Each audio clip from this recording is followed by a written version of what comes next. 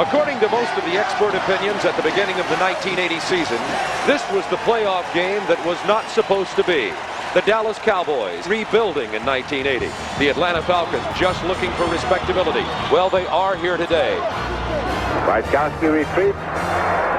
Goes long, and it is Dickens, and he's got it at the 22, 15, 10, 12, touchdown. It seems like they were just more ready to play than what we were as a team. We probably went in there a little overconfident, and it showed. It was really frustrating because we just couldn't get on track.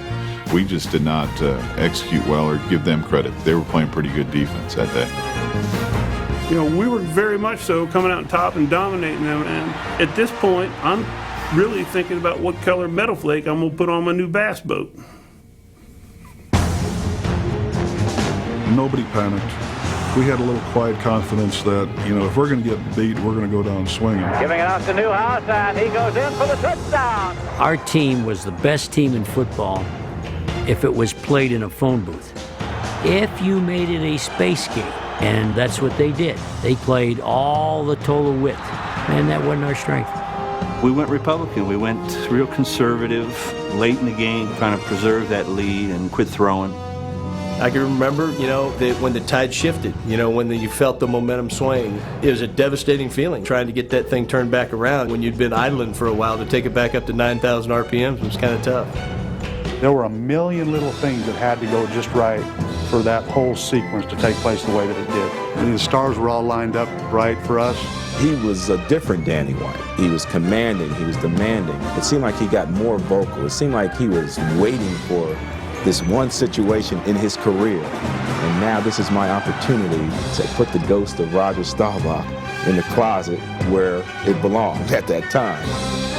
Danny back to throw, into the end zone, caught, touchdown! And Roger Staubach, who threw it through so many times, just turned around and said, I don't believe it. My feeling was, you never know if you're ever going to get back there again. And we missed that opportunity. It's a great moment in sport when you realize that you've stolen something.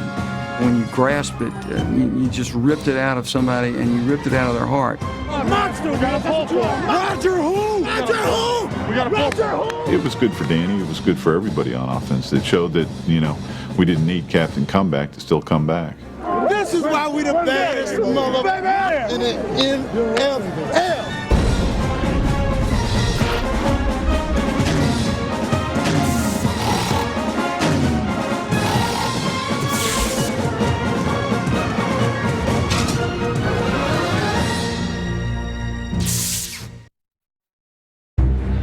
In their first decade of existence, the Atlanta Falcons were among pro football's most endangered species. They languished in the league's lower depths, posting only 2 winning seasons, with no playoff appearances. It was a team sort of in disarray. Never really had the direction from the ownership that that would mandate the changes be made from one year to the next to try to get better. But with the hiring of general manager Eddie LeBaron and head coach Lehman Bennett in 1977, the Falcons finally began to take flight. And in 1978, Atlanta parlayed a string of miracle finishes to make the playoffs for the first time in team history. Everybody's down there. The Saints look like they're there. There's the ball in the air. Jackson touches it. Touchdown, Atlanta. Unbelievable. The Atlanta Falcons have come from behind with 10 seconds to go in the ball game. It was the biggest 180 I've ever been around in my life, because all of a sudden, you go from a team that's just struggling to get by every week or have a chance to win, to where you actually walked out on the field expecting to win, expecting to dominate somebody. We've been in the playoffs 78, we failed in 79, we come back in 80, and I think have a grasp that, this is our year. And we were fortunate in that our offensive team, we started the same 11 players, if I'm not mistaken, throughout the entire season. That doesn't happen very often, so we had a good nucleus of an offensive football team. With a backfield tandem that combined for more than 2,000 rushing yards and a passing attack that dominated the NFC, the Falcons' balanced offense was all but impossible to stop. We had a team that came back in a number of games during the season. We just believed we were going to win. It's just when you get in that zone a little bit and you get that attitude, you get that belief. We went on a stretch there where we won about 8 or 10 ball games in a row. We didn't have a lot of great athletes. There were not Pro Bowl players on that team. We had a lot of guys who really got after it. Guys who had a lot of heart. Much of that spirit came from the youthful energy of 4 rookie starters on defense. It was a perfect fit because these guys were young, they covered a lot of ground. By the time we got halfway through the year, we threw this rookie stuff out the window because you didn't question their preparation, you didn't question their effort. They were the kind of guys that people liked to hail when they walked into a restaurant or a bar. In previous times, they paid little or no attention to them. The Falcon was virtually an unknown soldier around here until that particular season. This was really the first surge of excitement that any Falcon team had ever given this town. He's looking for Francis. He catches it at the 40. He's going to go all the way. Touchdown! In Week 15 against the 49ers, the Falcons presented their long-suffering fans with an early Christmas present. All right, babe. All right, here we go. Four-man rush on. Fumble. They're going after the ball. Richardson has fallen on it in the end zone. Falcons have scored again. What a joyous moment it is in Atlanta, Georgia, as the Falcons are nearing their first ever NFC Division championship. It has been a while. Yep. I guess they think we're for real now, huh? They've got to. I tell you, I just want to say congratulations to you, and I'm so very, very proud. Hey, it didn't come easy. We paid a tremendous price, or you people paid the price, and you're rewarded for it today, and we're a step closer to what we all want. What the Falcons wanted, the Dallas Cowboys already had. During the 1970s, they had made 5 Super Bowl appearances. But now America's team would have to carry on without Captain Comeback. The system was successful before me. It'll be successful without me. I appreciate my teammates through the years because I'm one that's been successful in this system. It's been a lot of good ones. And there'll be many more good ones. Dallas entered the 80s with a new leader at quarterback, team punter and bench warmer turned starter, Danny White. Going into the season, the mood was, the king is dead, long live the king. We had a new king that was getting ready to step in there that was capable of doing it, and he had proved himself as a backup, and we were ready to see whether he could be as successful as Roger was. His first year Danny took over after Roger left. His statistics were even better than Roger's was, which showed, the quality of a Danny White. I tell you, Danny could do it all. He knew when to win. He knew how to win, and that's the important thing about a football player. His coach and teammates were quick to embrace the new quarterback, but many of the fans did not. He's not the pressure quarterback that Roger was. Roger's a legend. Danny will never be like that. The quality in the clutch, I just don't think he has it. There were a lot of people that would never buy into the fact that somebody else could lead the Dallas Cowboys besides Roger Staubach. I think Roger Staubach's a great quarterback, and I miss him. It takes a very special person to handle that kind of situation. I don't think there's anybody else could have handled it any better than Danny White. Under White, the Cowboys' offense was as explosive as ever. But points were coming almost as quickly against a rebuilding Dallas defense that no longer ranked among the NFL's elite. That year was a lot of questions. I don't think we felt the swagger that we had in 77, 78. The defense was a little weak as far as statistics go. We'd lost Cliff Harris at the free safety position, and we were a little weak at the cornerback spot. But we anticipated a successful year because we had a great cast of folks coming back, big-name players that performed in big games. The plain truth, however, was that most of those big-name players were on offense. Dallas won a dozen games in 1980 thanks to a multi-talented attack that set a franchise single-season scoring record. I don't know that I could have handpicked a better team to break in with because it took a lot of the pressure off of me. Great receivers, guys who made plays, and then, you know, when all else fails, turn around and give it to Tony Dorsett or Robert Newhouse. You know, how can a quarterback screw that up? Dallas entered the playoffs as a wild card, so they were forced to play an extra game. But thanks to a record-setting day from Tony Dorsett, their opponents never had a chance. I've had a lot of success playing against the Rams. For whatever reason it is, I don't know. It's obviously our game plan. Coach Landry would always put together a pretty good game plan for us. Dallas established a team record for most yardage in a playoff game while earning Tom Landry his 200th career coaching victory. Now it was on to Georgia to face the well-rested Falcons. The Cowboys were greeted by their former leader, who'd be watching his old team from the broadcasting booth. Ironically, just 2 years earlier, Roger Staubach had involuntarily been relegated to the sidelines in the divisional playoffs against these same Atlanta Falcons. A guy named Pennywell, linebacker, blitzed and he grabbed me and he drove me into the ground. So I was gone. I was out for a long time and did not play.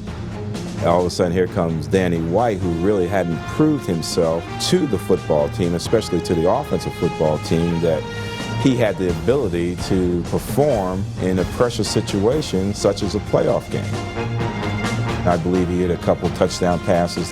I mean, it was like Roger hadn't even left. Danny rolling out to his right, finally gets it away, touchdown, Becky Smith. Worst thing we ever did is we knocked Staubach out, and some quarterback came in that hadn't studied the film, and he wasn't afraid. White had come off the bench to rescue the Cowboys in '78. 2 years later, his teammates were hoping for an encore performance. But this postseason game would be played on the road against an infinitely more talented Falcons team, a team anxious to distance itself from an inglorious past.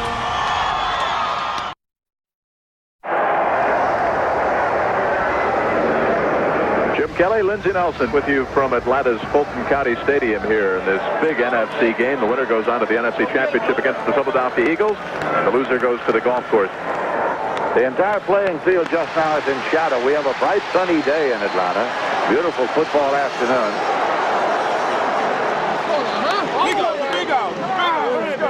Let's go, the big O. Carry it on. Wow, let's go, get him. Let's go. Player for player, they matched us extremely well. And I feel like they were by far the best team in the NFL that season. And they came out in that game fresh and rested and took it to us at the beginning. Dallas kicking off. Smith is deep, and he's waiting at the 1 yard line. He returns it to the 5, to the 10. That's right to the 15, across the 20. Lunges upfield for a couple of yards and is stopped there across the 20-yard line. First and 10 at the 23. And the Atlanta Falcons bring Bartkowski onto the field. Completion percentage 55.5. 31 touchdown passes. William Andrews and Lynn Kane are the running backs. The front five of the Atlanta Falcons doing a good job. Mike Ken, Dave Scott, Jeff Benoit, R.C. Thielman, and Warren Bryant in there. Bartkowski calling starting signals. Wide receiver to the left side. Bartkowski handing it off to Lynn Kane. Kane tries the left side, gets at most a yard, if that, as he is smothered by the Cowboy defense. And you talk about that Cowboy defense, Dallas losing the services of two of their defensive players with injuries against that Los Angeles Ram team. Guy Brown replaces Hegman in the starting linebacker role. Dennis Thurman becomes the starting safety once again. Bartkowski now gives it off, and it's taken by Kane to the right side. That's the 30 and out of bounds, first and 10. Lynn Kane gained 914 yards rushing during the season, despite having only 2 runs of 20 yards or more. Now the draw play. And this time it is Andrews driving, and he gets across the 45-yard line and up to the 47-yard line. Turning. The first series, I mean, they drove down the field. I mean, we were pretty soft. We just, first part, you know, we just weren't stopping them, or, you know, they get 5 here, 5 there. Bartkowski wants to go long and does, and it's complete to the left side. Taking across the 30-yard line and on down to the 25-yard line. Junior Miller, 47 receptions on the year, 584 yards, averaging almost 13 yards and 9 touchdowns. Junior Miller, you take a look at that guy, number 80. He is 6'4", 235. If he's junior, I'd like to meet senior. Very impressive opening drive put out by the Atlanta Falcons right now against the veteran Dallas Cowboy team. It seemed only a matter of time until Atlanta would score. But on 3rd and 5, their most reliable receiver committed an uncharacteristic mistake. Bartkowski short drop, pumps twice, throws into the end zone, and it is incomplete. Incomplete, bobbled up into the air by Jenkins. You know, Alfred Jenkins did drop that first pass, but he had an outstanding game, played very, very well. Had an outstanding year for us. It was just one of the plays he happened to drop. 4 points were lost that would haunt the Falcons later, but for the moment, the early lead was theirs.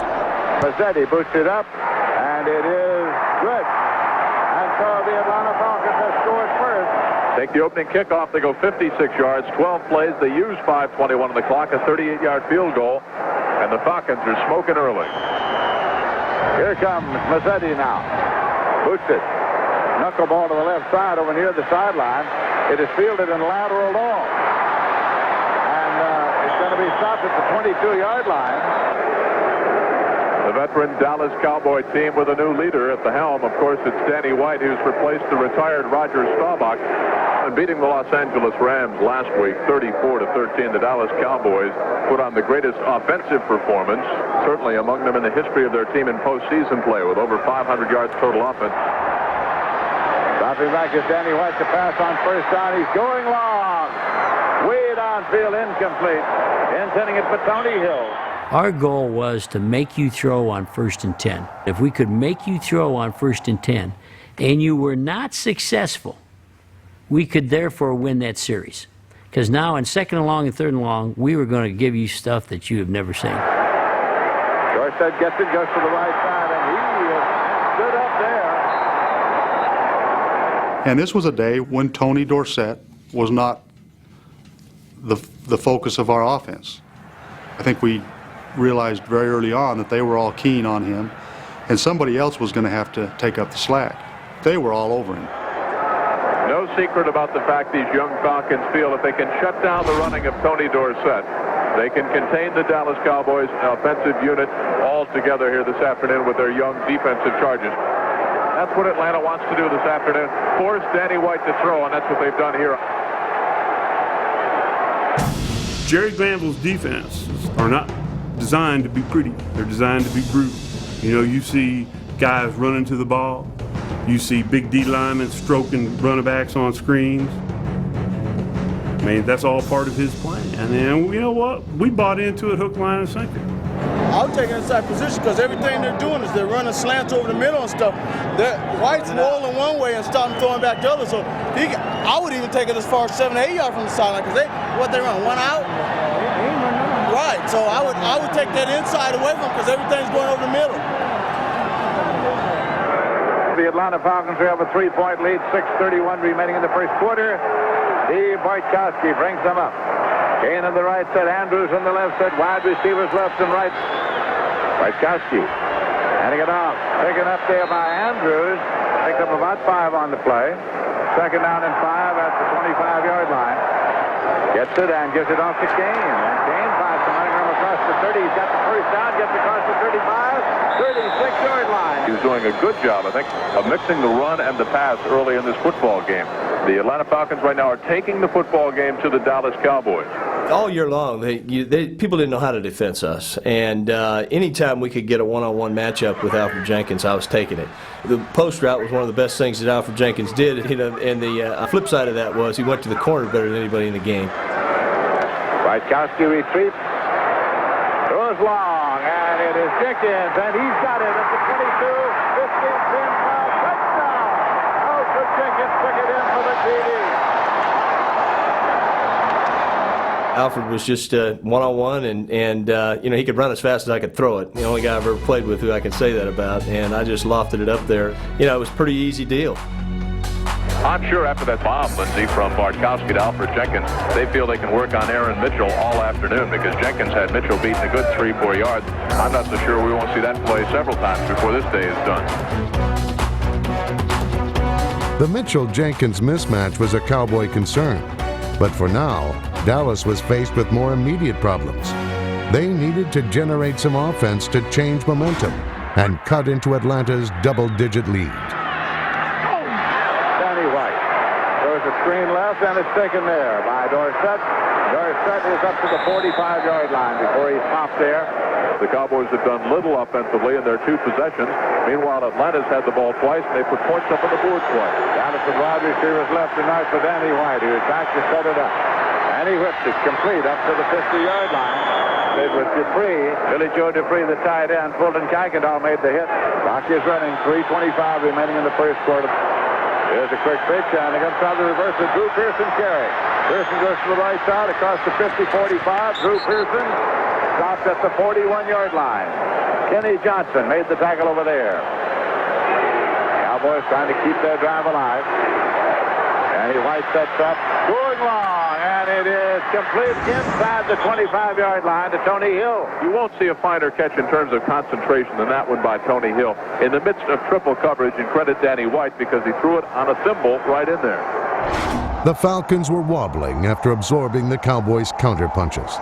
But then Atlanta got a huge break, thanks to some unintended assistance from the officials. Dropping back now is Danny White. He guns it into the end zone. Touchdown. Incomplete. Butch Johnson had it and dropped it. Butch Johnson had it for just a second. Kenny Johnson was there. That was a touchdown. I see Butch Johnson catch that ball. He came down with 2 feet. He had possession of the ball. Now, he was stripped out on the field, and had it been on the field, it would have been different. But it wasn't in the field. It was in the end zone, and that's a magical, special area. We practiced the swat. They have since changed the rule because of that. You pounded the ball as hard as you could on the ground. And we always thought we could convince everybody it was never caught. I think if that happened 10 times, yeah, certainly 9 times, or if not 10, they would have called it a touchdown. You know, it did appear that he had his feet down. That was a break one our way. Butch Johnson catches the ball, then it was stripped loose. And I'm not so sure that the Dallas Cowboys don't have a legitimate complaint. The officials say no catch, incomplete, 4th and 10 at the 20-yard line. Roger Staubach did an interview at halftime of that game with Terry Bradshaw. And I remember Roger saying that he felt sorry for the guy because during the week his seeing eye dog had died. We'll have now a field goal attempt. It'll be a 38-yarder for Rafael Septien. Charlie Waters holding down on one knee. Septien with the field goal, and it is good. And the Dallas Cowboys get 3 points on the board. There wasn't instant replay back then, so you can't review it, and it was just a split-second decision by the official that no, we did not have possession, and you know it happened so quick. It was disappointing. But I know Butch complained, and a lot of guys complained. But from my standpoint, it was, well, we didn't get it. We kicked the field goal. We got our 3 points. At least we got on the board. We got some points out of the deal. That's the end of the first quarter with the score: Atlanta 10, Dallas 3. As the second quarter got underway, the Dallas defense remained a frustrated group. Doomsday's front four was losing the battle against Atlanta's talented offensive line, allowing Steve Bartkowski more than enough time to seek out whatever pass target he chose. Well, I thought we could have scored every time we had the football. Nobody could take away everything that we did. It was a quarterback's dream, basically. I mean, we had too many weapons. There's just no way to really defense everybody. But just when the Falcons appeared to be on the verge of breaking the game open, both of the Cowboys' defensive ends came up big with critical plays.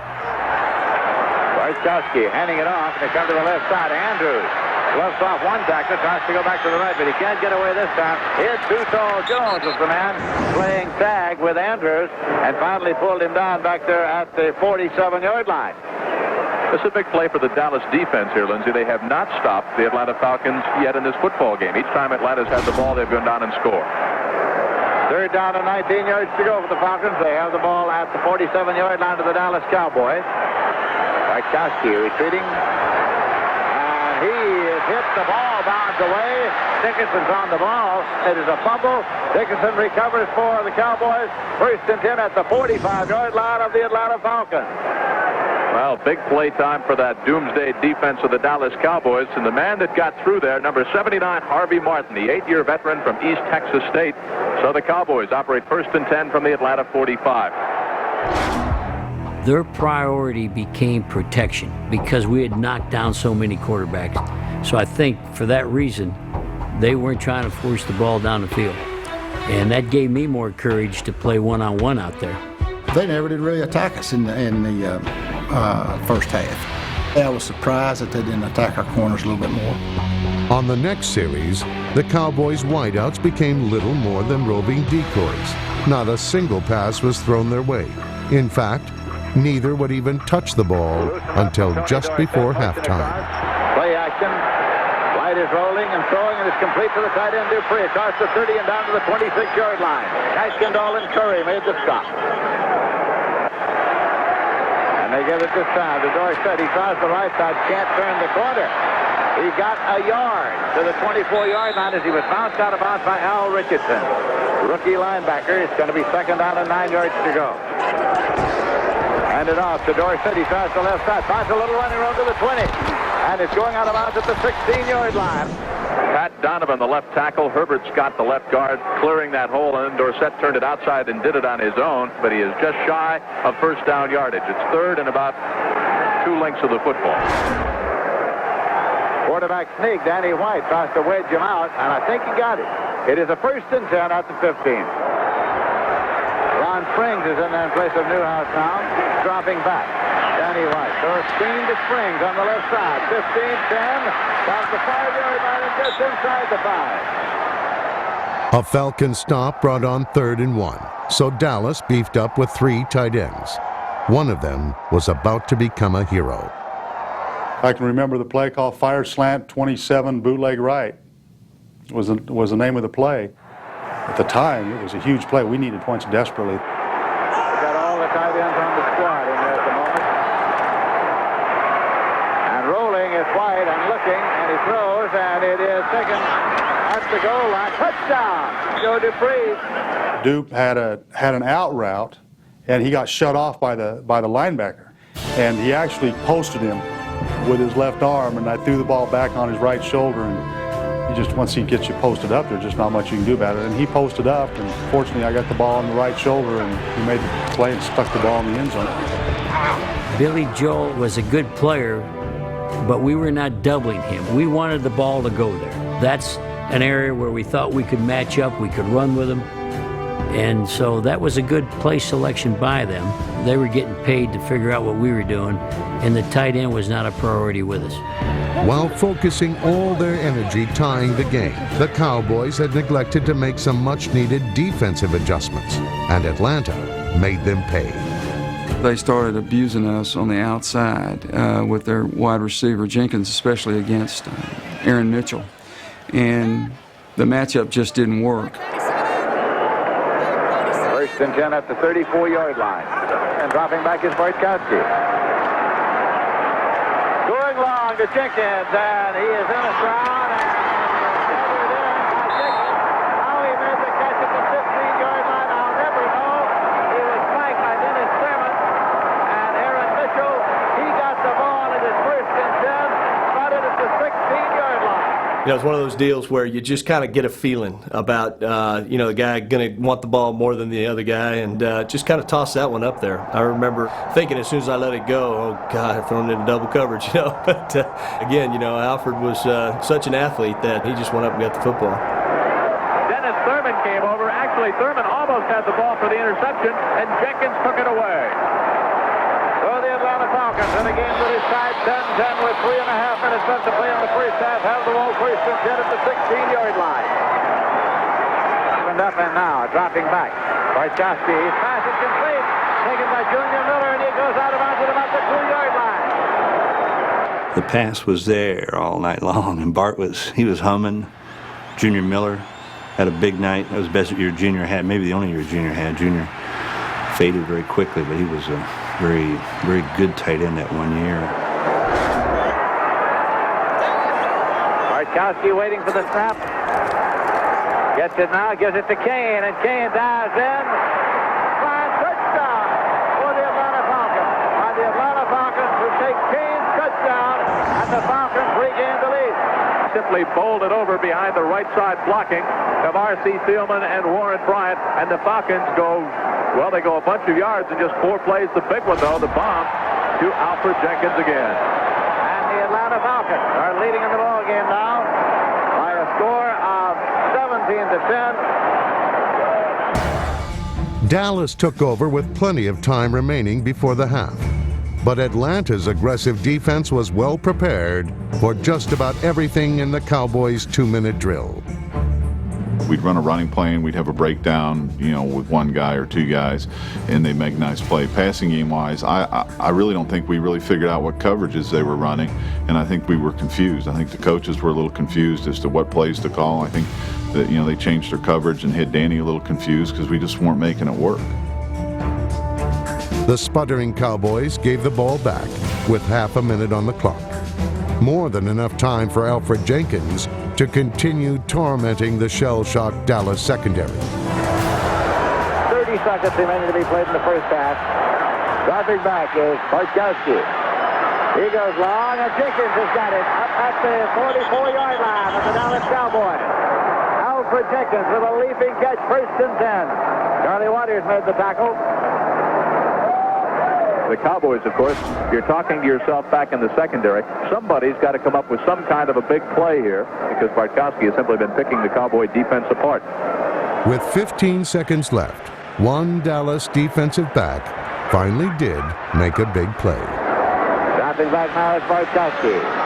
He looks and he throws, and it is intercepted for the Dallas Cowboys at the 29-yard line by Steve Wilson. The turnover that we got from Steve at the end of the first half, it was a good stabilizing factor that these guys weren't invincible. I mean, Bartkowski was not throwing the ball to us. He was very accurate, and that was the only mistake that he made in the first half. They probably would have gone down and scored either a field goal or a touchdown. And time has run out. There's the gun counting the end of the first half with the score: Atlanta Falcons 17, Dallas Cowboys 10. As Atlanta's fans celebrated their halftime lead, the mood in the Falcons' locker room was equally positive. I didn't think there was any way that they could get control of this football game from us. I felt like we could do whatever we really wanted to do offensively against them, and our defense was playing sound. We were the dominant team, up to that point. Defensively, we were stopping the big plays. They were not throwing the ball downfield. Dorsett had not broken any large runs or any big gainers. We felt like we were going to win the football game, and Dallas is not a team that changes very much at halftime as far as changing their fronts or changing their coverages or anything like that. We felt like 17-10 on Dallas is still a good lead. Coach Landry always had many different approaches, but, and I've heard many of, his halftime speeches. He'd have the offense on one side, the defense on the other. He's a guy that, in the 13 years I played for him, I never heard him yell. And so he just mapped out and got his point across. We just handled ourselves as professionals and just felt that to play as bad as we did, as poorly as we did the first half, and we're only down by 7 points, we got a chance to win this ball game. We never felt as though we were out of the game. We had a certain arrogance and attitude about us that we felt like we could compete, and it was just going to be a matter of time before it was all going to swing our way.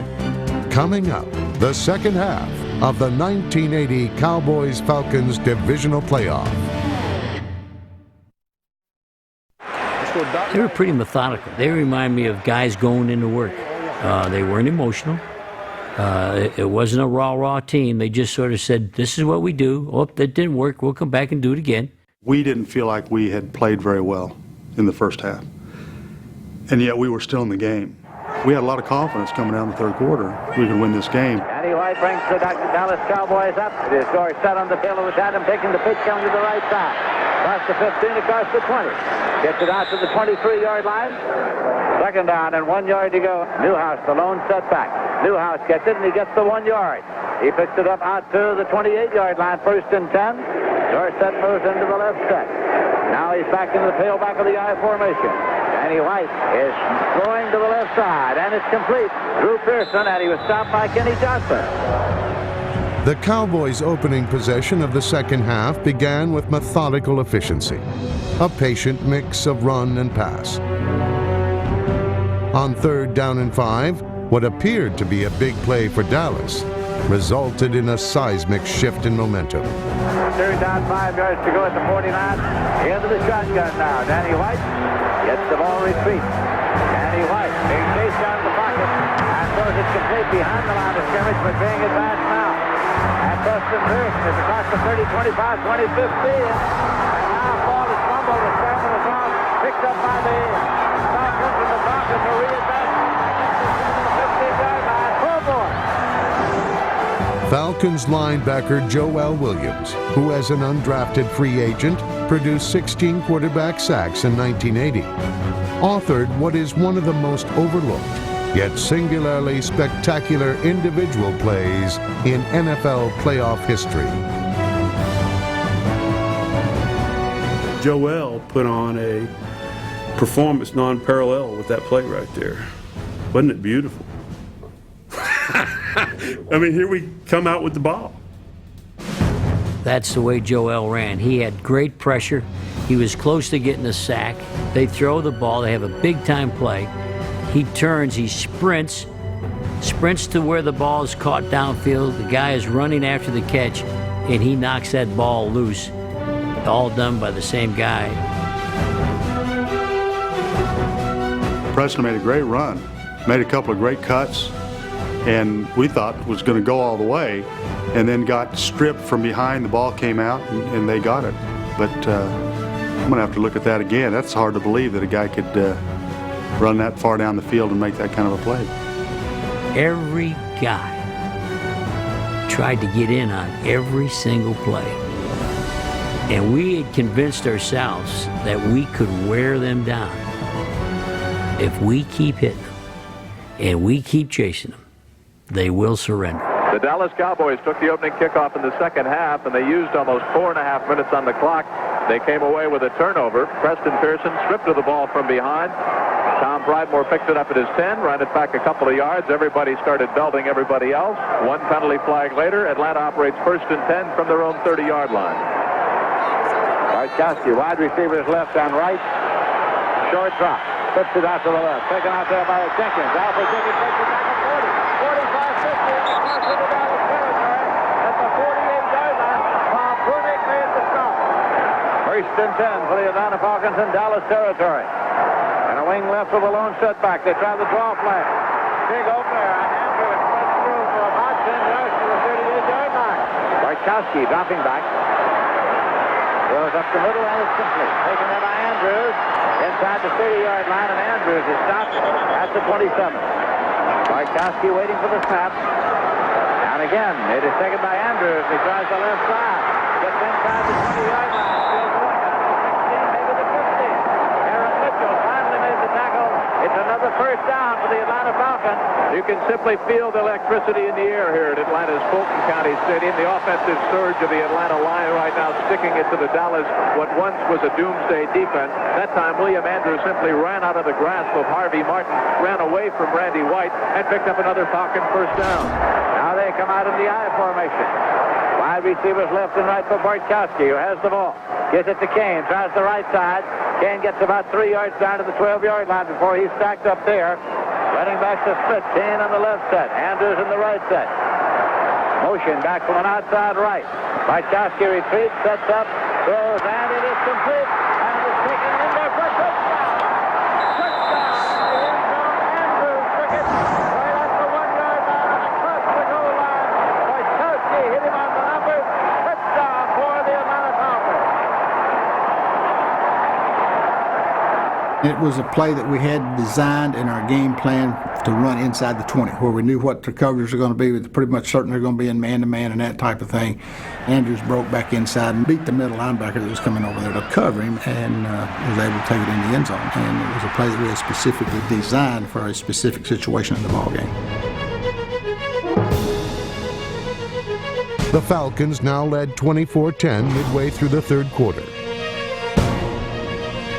Their defense continued to assert itself, forcing the Cowboys to go 3 and out on the possession following the touchdown. Atlanta's offense would get the ball with an opportunity to put the Cowboys away. My feeling was, let's bury these guys. We got to keep coming after them because, you don't want to give them any sign of life. You don't want to give them any chance to come back. I would think, Lindsey, it's imperative for the Cowboys defense now to certainly halt Atlanta. You can't even afford even a field goal at this point because that would be a 17-point advantage. And the way this young Falcons defense has been playing, that might be too much for Dallas to overcome with time winding down in the third quarter. First and 10 at the 49-yard line of the Cowboys. This is Andrews coming to the left side. He's closed off on the defense. Not a chance as Harvey Martin, big number 79, was there. For us to stop them and shut the life out of them, actually knock them backwards, stop that running game on first down. The first down was very important to us because then the momentum shifts to the defense. Advantage defense when you stop them on first down, and we did. Second down and 14. Running back to leave it up to Steve Bartkowski. Got back now to look, and he's dropped. And Too Tall Jones got there first. There's something psychological that when you get sacked deep and get smothered, it isn't just the quarterback, but it's the offensive line. And, you're placing that doubt in their mind. It's like, ooh, this thing's getting worse. We don't have this under control. You feel that when that happens. When they turn it up a notch, you can feel it. The feeling that we had in the first half of being in control started to slowly evaporate over the, midway through the third quarter. Tom Landry was the master at doing things different. You respected that and you feared that. If you didn't, you were a fool. You could tell by watching the game that we had a certain belief system built into us from the years of being in big games and knowing that we're capable of making a comeback regardless of who is at the helm. Trailing by 14 points, Danny White and the Cowboys offense began their third possession of the second half at their own 15-yard line. There were 3.5 minutes remaining in the third quarter. On 2nd and 6, White's improvisational effort produced a key Dallas first down. First and 10 at the 30-yard line for the Dallas Cowboys. And this is Dorsett. He finds him running him across the 35 and out to the 39-yard line. You could still tell that we were not in panic mode. I mean, we were throwing short passes, running the ball. We were just running our offense. We never really got out of our game plan. And I think that's a credit to Coach Landry and his discipline and his confidence in us that he wasn't ready to panic. He wasn't ready to start throwing the ball down the field and trying to make big plays and get yardage in big chunks. We were still going to be patient. Taken by Newhouse. He's got the first and 10, still going to the 50-yard line. The two biggest plays of the drive were an 18-yard run by Robert Newhouse on 2nd and 1, and a 26-yard catch and carry by Ron Springs on the very next play, which ended the third quarter. The 2nd and 1 would have to be totally my fault because I tried to win the 2nd and 1. We were all there to make it 3rd and 1. And that's how we played. But when you play that way, when you get a crack, you look kind of foolish because they can stumble for the long run. 1 quarter to play here. Danny White throwing to the left side, and it's complete to Tony Hill down near the 6-yard line. First down and goal to go at the 6-yard line. Dorsett tries the left side, accelerates, puts his head down, tries. He goes out of bounds short of the goal line. It's going to be 2nd down and goal to go at the 1-yard line. Newhouse is in there now along with Dorsett. They're at the 1-yard line. And now Danny White wants to move Dorsett over to the right side of Newhouse. Giving it off to Newhouse, and he goes in for the touchdown for the Dallas Cowboys. All right. So they took it in with 13:50 remaining to be played. In this football game, the Cowboys have scored, and they have a conversion attempt coming. That was a critical stage of the whole process because now our offense had finally moved the ball, done everything, finished the drive, and we knew we could do it against them. And now we'd done it, and we were going to have to do it a couple more times before the day was over. How the way to go, Danny? They had a good defensive game plan, and it took us 3 quarters to figure out what their game plan was. But once we did, we started to execute and do the things we needed to do to score points. The Atlanta Falcons now leading 24-17. They have it 1st and 10 at their own 20-yard line. 13 minutes, 47 seconds on the clock. Markowski waiting for the snap. Gives it to Andrews, and Andrews simply struggles his way up and gets to the 24-yard line. It'll be second down, 6 yards to go at the 24. And now Bartkowski takes a snap, drops back. Sets up to throw it, and throws to the left side. And it is a diving catch. Gathered in by Wallace Francis. We were an aggressive football team, and I think we played better when we weren't trying to protect a lead, when we were trying to get after people. Alfred Jenkins far to the right side. Bartkowski throws left, and it is incomplete. 3rd and 7 for the Atlanta Falcons. Lone setback. That's King. Bartkowski has the ball. Dropping back and looking. And it is batted back. It's too tall Jones. 6 feet 9 inches tall. Got up there to deflect the passing attempt, and the punting unit comes on. The Atlanta Falcons have to give up the ball. The momentum had shifted at that point. For whatever reason, the ball was in their court. They were playing better defensively. They were playing, with a little fire in their eye. The Cowboys' offense could not take advantage of the opportunity their defense had presented. Danny White dropping back, sets it up and goes long, and it is incomplete and deflected, intercepted. Sideboard number 27 took the deflected pass, and now the Atlanta Falcons have it 1st and 10. They'll leave a 38-yard line off the Dallas Cowboys. It was a ball I shouldn't have thrown. That was a bad feeling after throwing that ball and getting it picked off, just because I felt like after all we'd done to get back in the game, now someone was going to have to bail me out.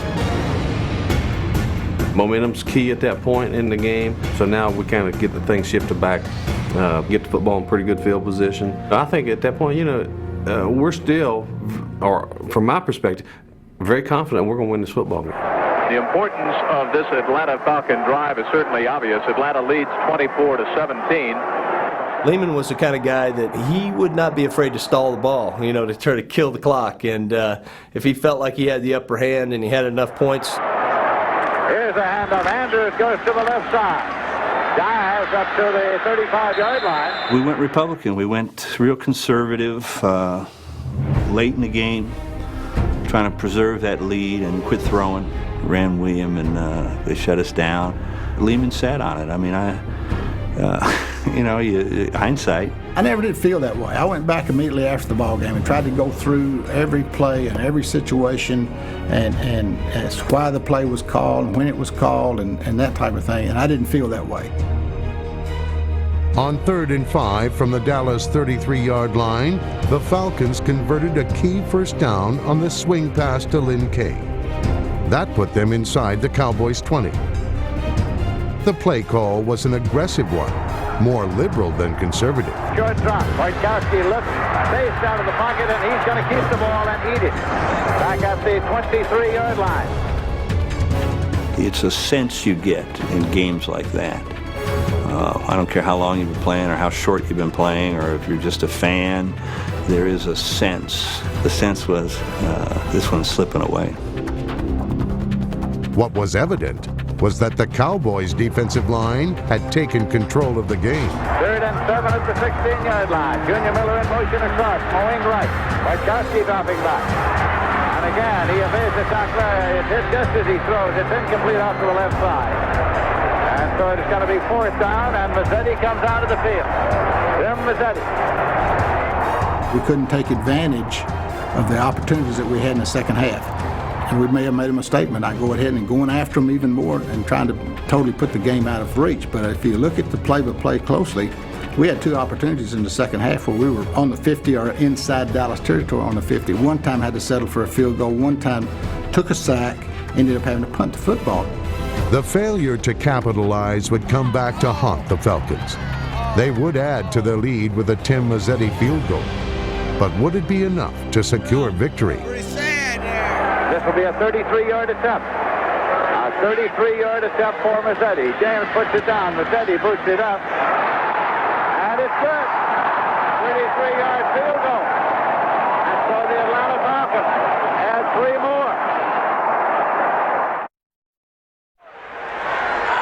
Danny had been in some pressure situations before, but never in a situation where everything's do or die.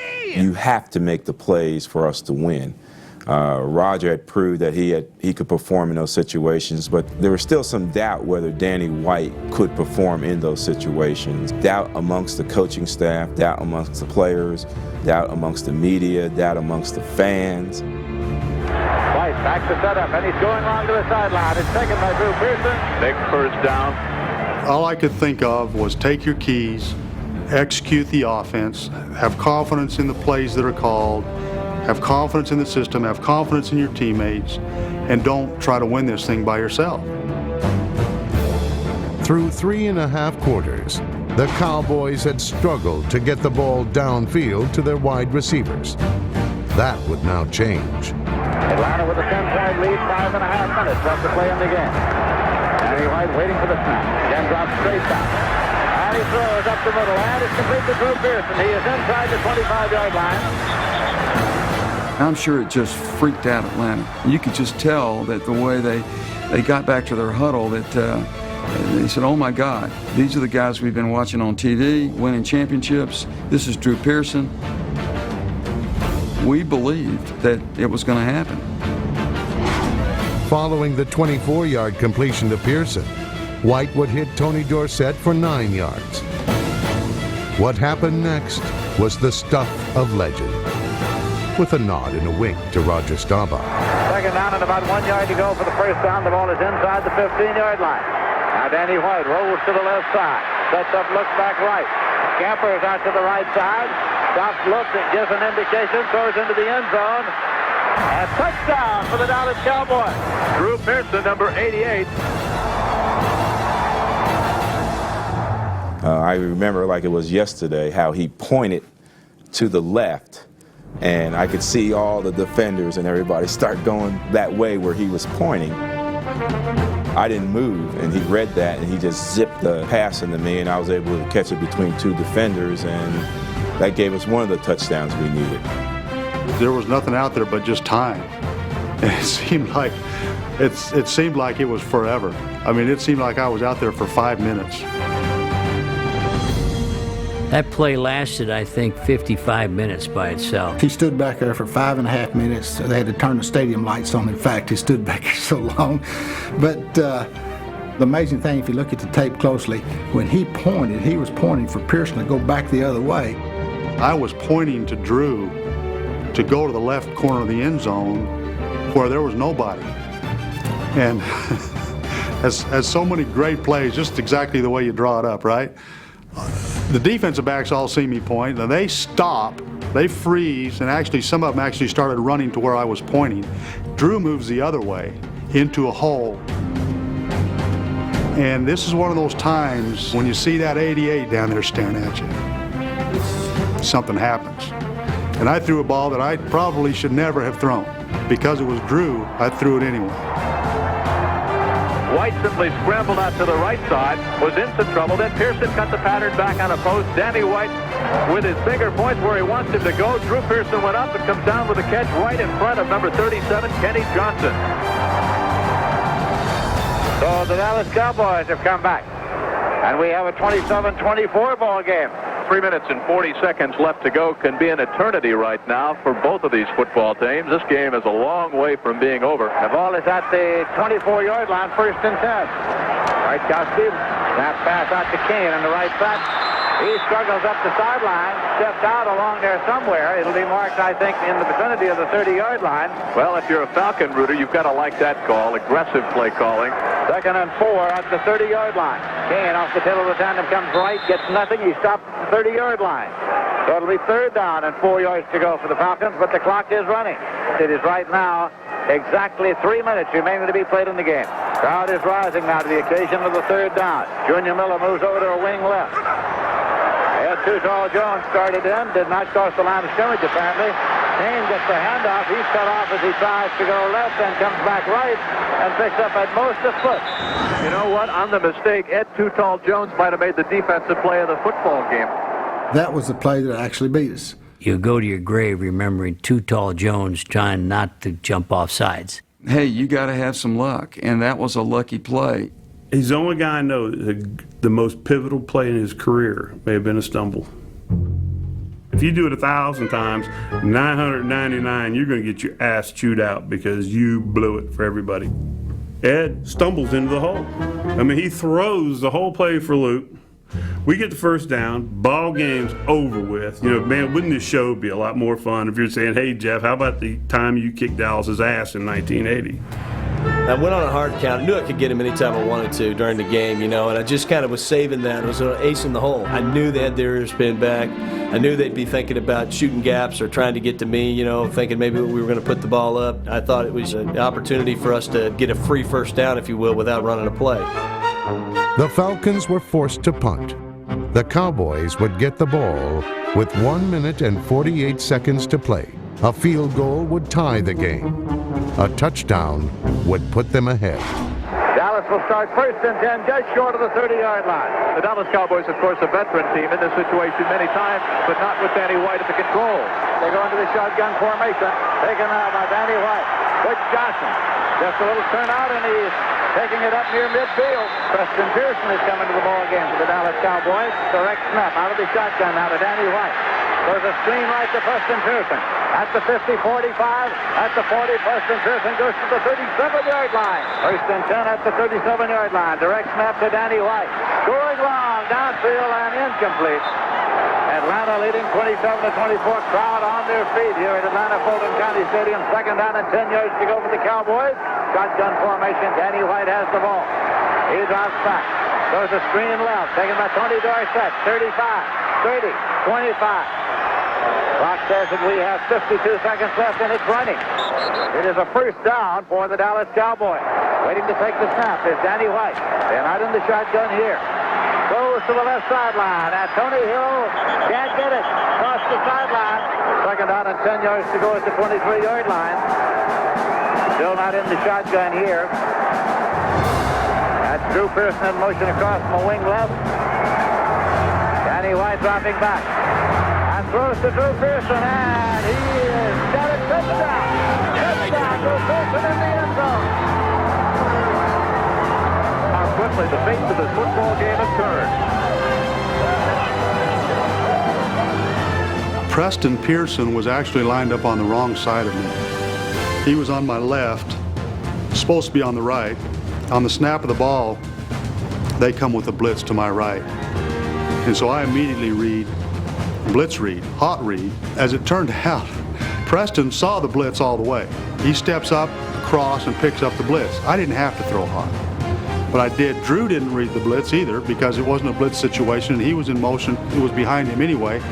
So I throw hot, and I just threw the ball to the post, but it's probably just a throwaway pass. When I looked up, the ball was already in the air. And Danny had that confidence that he threw the ball before I even made my break. And therefore, that was the whole blessing to the play. And the reason why it turned into touchdown, before Pridemore, the safety, came over to either intercept the ball or knock it down or lay me out, either one. That play, more than any play in my career, do I remember exactly, you know, as it unfolded almost in slow motion, to watch that ball floating up there and for Drew Pearson to come down with it, you know, in the end zone. That was a Roger Staubach type moment for Danny White as far as his career was concerned. Roger who? Roger who? We got a Roger who? Raphael Septien will attempt the conversion. Charlie Waters holding for him. Waters hand outstretched, puts the ball down and drops it. Picks it up. He tries to scramble. He throws, and it's incomplete. I only fumbled 2 snaps my whole career, and this one was not the good time to be fumbling this ball, and I fumbled it, and I just made the mistake. I felt a horrible sinking feeling in my stomach. So the conversion attempt fails, and the Dallas Cowboys do not get the point that would have made it a 4-point margin. Instead, it is still a 3-point margin. Dallas over Atlanta, 42 seconds left on the clock. Here comes Septien. Puts it up. Mike Smith chases it over. It's in the end zone. He is going to run it out.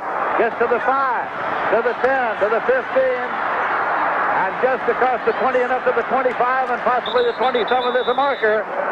There's a marker thrown, and tempers are flaring. Officials trying to get ball players separated on the far side. And his tripping is indicated against the Atlanta Falcons. The penalty's going to put it back to about the 12 or 13-yard line. Let's go! Finish it out! First and 10 at the 13. Bartkowski retreats, and he is dropped back there at the 3-yard line. Bartkowski, as he set up, never had a chance. It was Larry Cole who got to him. Second down, 20 yards to go. They have the ball at their own 3. Bartkowski from his own end zone. Throwing up the right sideline, and it is taken across the 20-yard line and out of bounds. Clock says 24 seconds remaining to be played. Bartkowski again dropping back and looking. Throwing up the left sideline this time. Incomplete. 19 seconds remaining to be played in the game. Dallas 30, Atlanta 27. Fourth down, 2 yards to go at the 21. Bartkowski throwing. And it is incomplete. Incomplete. He tried to get it to Wallace Francis, and the ball goes over to the Dallas Cowboys. It is a dejected unit of Atlanta Falcons coming slowly off the field, walking as though in slow motion. The offensive unit comes off. Jubilation among the Dallas Cowboys on the far side of the field. It's total elation, but it's also a feeling of, well, that's the way it's supposed to be, which is kind of a strange arrogance, but we had that. We believed that we were supposed to win these big games. Falcons, you gotta play 60 minutes, huh? Well, that's what we came here to play tonight, is 60 minutes. This is why we the baddest motherfuckers in the NFL. Let's go. My feeling was, man, we blew an awesome opportunity. I mean, we had the best football team in the league. I mean, I knew it. The Dallas Cowboys knew it. It's sad for them because they were so good not to have figured out a way to keep that victory. That's what it's all about. We're lucky, but we'll take it. We'd rather be lucky than good any day. When I watched that film the other day, and I be honest with you, I hadn't watched the whole game in my life. The pain was too deep. It was 10 years before I could talk about that game. We had a chance to put that stake in the ground, and we would have always walked together, you know, as world champions. It's impossible to describe to anybody else, and it's something you'll take with you to your grave, and that's why you play the game. You don't play the game for the Super Bowl rings, and you don't play the game for money, and you don't play the game for personal accolades. You play the game for the great feeling that you get from accomplishing something with your teammates. That's the feeling, and that's the beauty of it. That game answered all the questions about, the negative questions about Danny White. Can he do it? Can he perform the same type of miracles that Roger Staubach performed at the quarterback position? At the very end of the game, I observed Coach Landry, and he was just as stoic as he always has been. And I'm thinking, how can you not be just giddy like all the rest of us? This is incredible what we've accomplished here. We've handed the torch over to the other guy. And I was really pleased to see him in the locker room with a smile, I mean, and a huge smile. And as a matter of fact, is as happy as I've ever seen him. Herbie, keep the faith. You got to believe. We have a team that never quits. We play like champions, and we've been in these type of situations a number of times. If you've been in enough playoffs, you've been in enough big games like that, it's got to help you some. Because the guys believe, because they've been standing on that sideline and seen it happen before. So they believe it's going to happen again. All right, we did it. Hush. Better fourth quarter. Pat, defense, what we needed. Bubber, fine day. Oh, Dutton, he can't believe but you're this. Clean. Dutton's never been through this before. Yeah, no, he hasn't? No, it's not that big a deal. We do it all.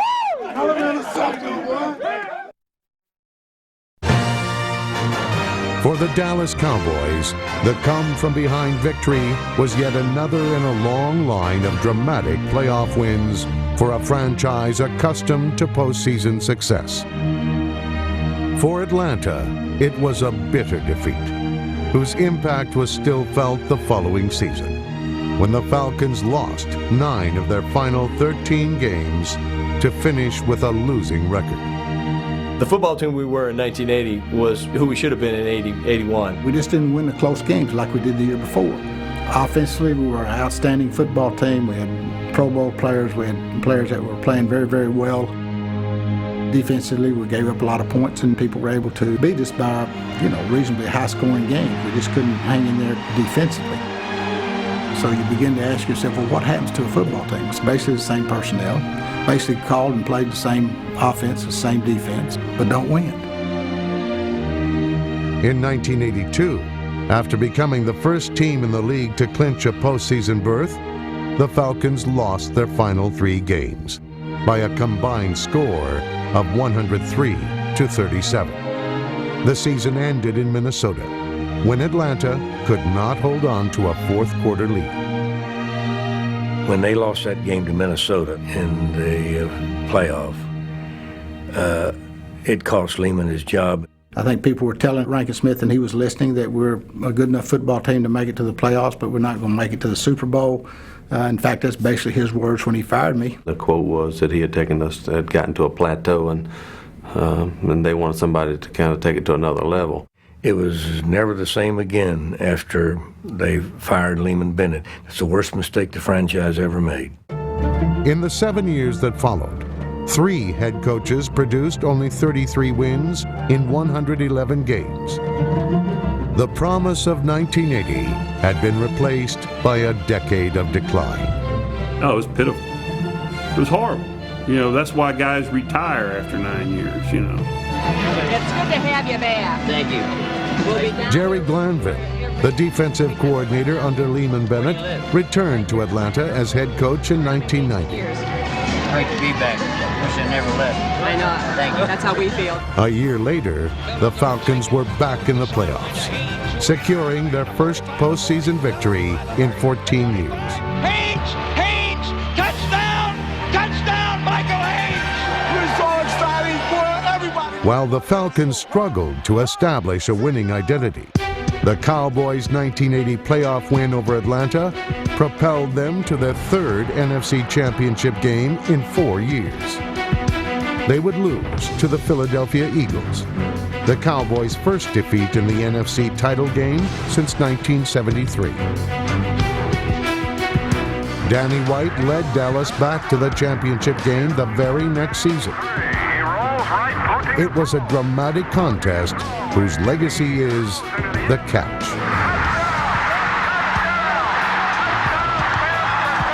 Few remember the play that followed the catch. It can be argued it was this play that shaped history and defined careers. Eric Wright catches Drew right by his car with his fingertips, man. It was like Drew, I just knew he was going to tear away from him, but he made one heck of a tackle there because I just knew that we were going to win that football game. The last 20 years, I thought if Drew had had a tight jersey on, he would have scored. It's just one finger of the defender catching Drew by his jersey to keep him from changing Danny's whole career, to where I think they would have been comparing him to Roger. White's ascension to the revered status of Roger Staubach never happened. A 3rd consecutive defeat followed in the 1982 NFC Championship. To Cowboy fans and to some of his teammates, the truth was self-evident. Danny simply was not Roger. It led to a decision that Tom Landry should not have made. There was a poll in the Dallas paper that some of the players said they'd like to see Gary Hogeboom in the game. Well, Tom went along with that. He called me in before the start of the '84 season and told me that he thought it was in my best interest to start Gary Hogeboom. As I left his office, I said, Coach, you're the head coach, and I'm going to honor that decision, but I'm telling you, you're wrong. That was the beginning of, I think, the deterioration with the Dallas Cowboys. The Hogeboom era lasted 10 games. White regained his starting position and in 1985 led the Cowboys to another NFC East title. But to many, his fate had already been sealed. His legacy penned in indelible ink. He was the quarterback after Roger Staubach, the one who could not get the Cowboys to the Super Bowl. Unfortunately, Danny White's not going to be remembered in the way that he should be remembered. He comes in replacing a Roger Staubach. Well, what happens after Danny White goes? We get a Troy Aikman, you know. Danny had great games in big games and had great statistics and played the quarterback position as well as anybody. He didn't win championships. He's going to always be overshadowed by Roger. he has not ever gotten the credit that he's deserved as a outstanding NFL quarterback. Not just a good NFL quarterback, but an outstanding NFL quarterback. Danny White played 13 seasons in the NFL. On a playoff Sunday in 1981, in front of a hostile crowd, he was as good as it gets. A leader whose talent and resolve drove his team to victory. Don't get me wrong, I would love to have won a Super Bowl or two, and we got close. But I don't know that as a player in the NFL that there was any game that meant more to me than that win against the Falcons.